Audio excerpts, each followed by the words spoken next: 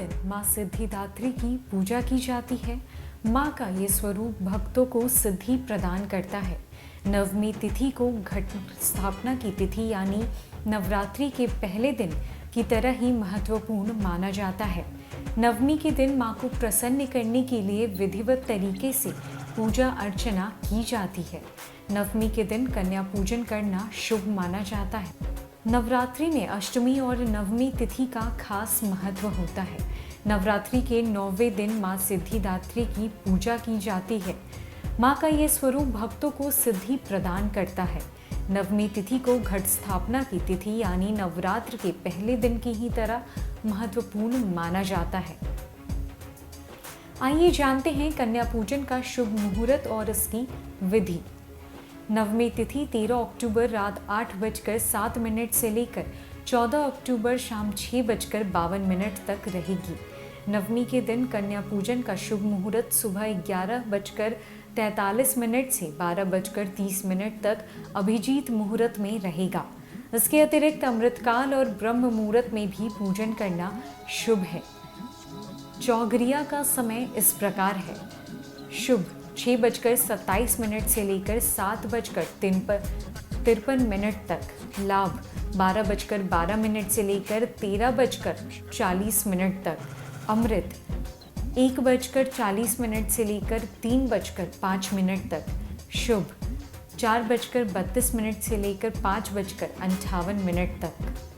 रात का चौघरिया अमृत 5:58 से लेकर 7:32 तक। लाभ 12:13 से लेकर 1:46 तक। शुभ 3:20 से 4:54 तक। अमृत 4:54 से लेकर 6:27 तक। कन्या पूजन के लिए आने वाली कन्याओं का पूरे परिवार के साथ पुष्प वर्षा से स्वागत करें और नव दुर्गा के सभी नामों के जयकारे लगाएं। इन कन्याओं को आरामदायक और स्वच्छ जगह बिठाकर सभी के पैरों को दूध से भरे थाल या थाली में रखकर अपने हाथों से धोएं। इसके बाद पैर छूकर आशीष लें। इसके बाद माथे पर अक्षत, फूल और कुमकुम लगाएं।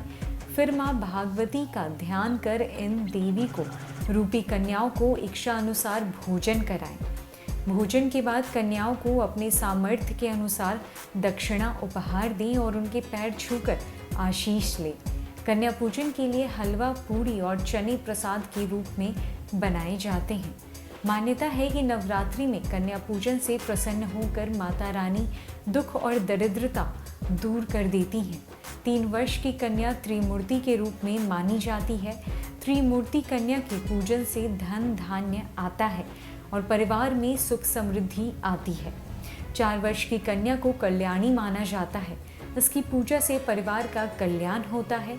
जबकि 5 वर्ष की कन्या रोहिणी कहलाती है। रोहिणी को पूजने से व्यक्ति रोग मुक्त हो जाता है। 6 वर्ष की कन्या को कलिका रूप कहा गया है। कलिका रूप से विद्या, विजय, राजयोग की प्राप्ति होती है। 7 वर्ष की कन्या का रूप चंडिका का है। चंडिका रूप का पूजन करने से ऐश्वर्य की प्राप्ति होती है। अष्टमी और 9वें दिन नवमी पर कन्या पूजन भी किया जाता है, जिसका बड़ा महत्व बताया गया है। इस दिन 10 साल से कम उम्र की कन्याओं को देवी मानकर उनकी पूजा की जाती है।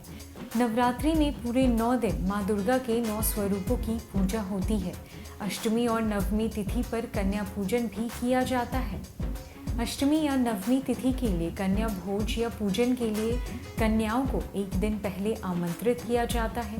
गृह प्रवेश पर कन्याओं का पूरे परिवार के साथ पुष्प वर्षा से स्वागत करें और नव दुर्गा के सभी 9 नामों की जयकारे लगाएं। 8 वर्ष की कन्या शांभवी कहलाती है। इनका पूजन करने से वाद विवाद में विजय प्राप्त होती है। 9 वर्ष की कन्या दुर्गा कहलाती है। इसका पूजन करने से शत्रुओं का नाश होता है तथा असाध्य कार्य पूर्ण होते हैं। 10 वर्ष की कन्या सुभद्रा कहलाती है।